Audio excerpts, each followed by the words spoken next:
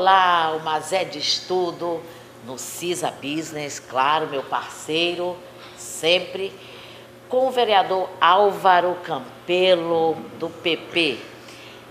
Álvaro, era uma intenção nossa sempre conversar com você, exatamente pelas polêmicas que você abraça em prol da população, como recentemente essa do aeroporto. Como é que está essa situação? Mas primeiramente, muito obrigado, né, mais uma vez estar aqui com você, falando de um tema tão importante para a população, que é a questão do direito do consumidor. Como presidente da comissão, a gente abraçou realmente essas causas e algumas delas foram extremamente polêmicas, como a fiscalização da lei do estacionamento fracionado. E recentemente nós tivemos esse embate com a Infraero, que se negava a seguir uma lei municipal, e sempre nós questionávamos o seguinte: a Infraero é uma empresa que administra aeroportos, não administra estacionamentos de aeroportos. O estacionamento era um estacionamento terceirizado, com sede em Manaus, com alvará de funcionamento expedido pela prefeitura do município, e, portanto, nós não conseguimos entender por que o estacionamento não se enquadrava na legislação municipal. Não era federal. Exatamente, nós não conseguimos entender isso. E até nós colocávamos o seguinte: é muito interessante, eles falam que ali é uma área federal administrada pela Infraero, não se submetem a uma lei municipal, no entanto, sempre havia agentes de trânsito da prefeitura multando aquelas pessoas que não estivessem estacionando. Então, era um contrassenso. Nós realizamos 2 blitz de fiscalização no estacionamento da Infraero. O estacionamento foi devidamente autuado pelo PROCON municipal e, de acordo com a lei, na 3ª fiscalização haveria a cassação do alvará de funcionamento. E assim foi procedido. Na 3ª fiscalização, a CEMEF compareceu conosco no aeroporto. O alvará de funcionamento daquela empresa ele foi cassado e, a partir de então, a Infraero passou a administrar o aeroporto. E nós tivemos, durante essa semana, aliás, na semana passada, o posicionamento da Infraero de que passaria, sim, a se submeter a uma lei municipal.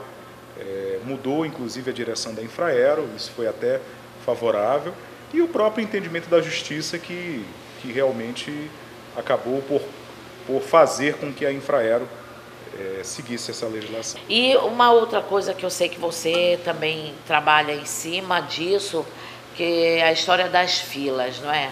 Dentro dos bancos, principalmente. E é tão grotesca, uma situação tão grotesca assim. Eu, por exemplo, vou para a fila porque, enfim, eu tenho meus pagamentos a fazer, eu tenho coisas a fazer no banco, e vou para a fila porque só que eu vou para a fila dos que já passaram dos 60, que a nega aqui é boa. Mas a gente percebe que tem dias, principalmente os dias críticos, a máquina da senha não funciona. Curiosamente. Curiosamente, a máquina da senha não funciona. Aí começa a história de ser por vez, tanto das prioridades quanto do pessoal normal e tal. E as filas são quilométricas. E não adianta gritar, falar, as pessoas xingarem, não sei o quê, não adianta. Os bancos não estão nem aí para isso.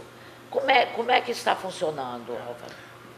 Nós estamos apresentando agora uma emenda à lei das filas, que creio eu que vai endurecer, pelo menos endurecer essa questão.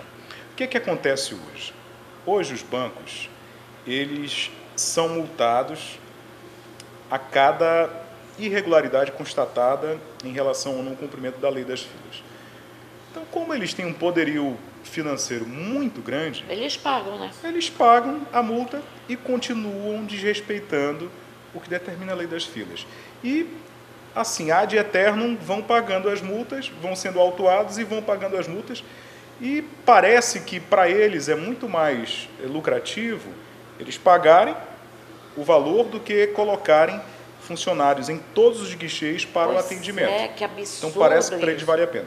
Então nós imaginamos o seguinte: de que forma que nós poderemos conter esse desejo dos bancos em continuar infringindo a lei? Modificando a lei.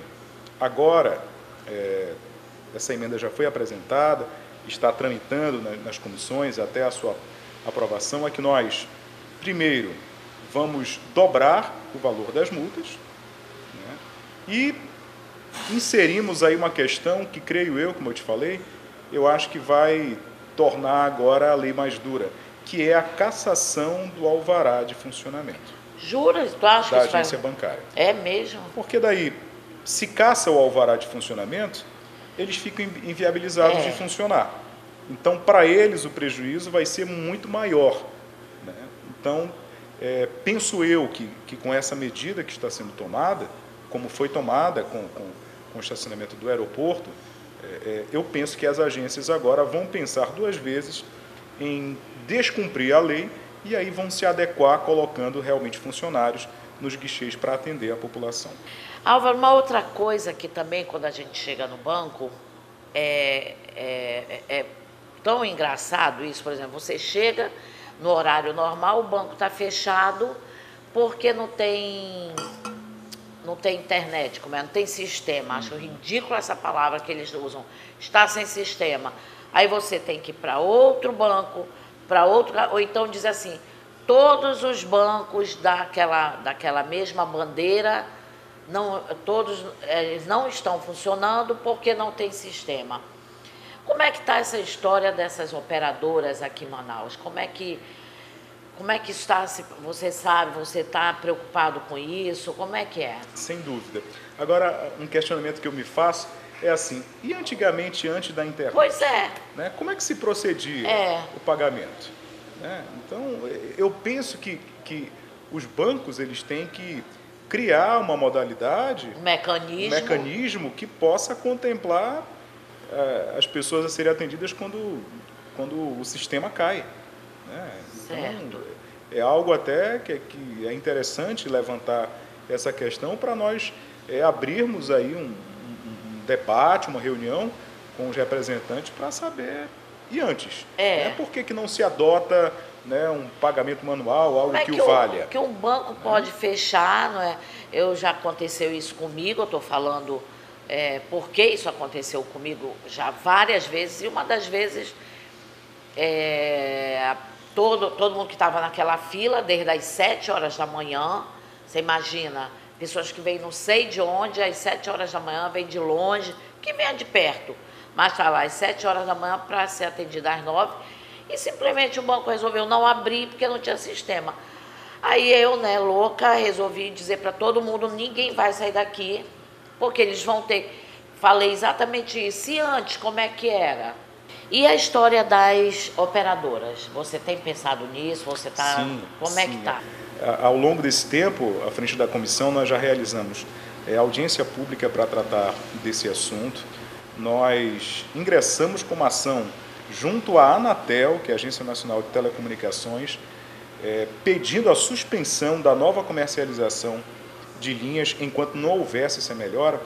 No entanto, mas é algo também que nos deixa um pouco tristes, saber que a Anatel, que é um órgão federal, que é a agência que regula, que fiscaliza e que, portanto, multa essas operadoras, a Anatel ela adota uma postura quase que como se fosse uma assessoria jurídica das operadoras. Das operadoras. Porque quando nós apresentamos o relatório dessa audiência pública, em que o próprio representante de uma das operadoras fala que a capacidade de antenas ela é infinitamente inferior ao número de linhas, então a gente tem uma espécie de overbooking de linhas, né?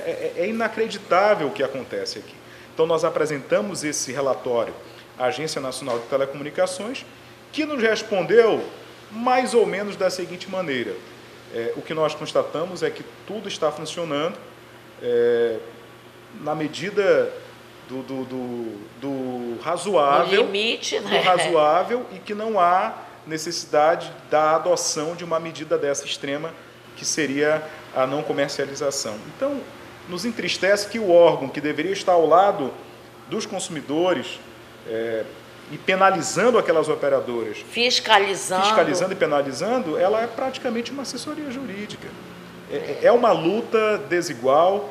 Os órgãos de defesa do consumidor estão irmanados, estão trabalhando, mas nós temos também do outro lado, né, o lobby de empresas poderosíssimas, multinacionais, que fazem praticamente o que querem com o consumidor. Mas, apesar disso nos entristecer, de maneira alguma vai fazer com que nós paremos de fiscalizar e faremos...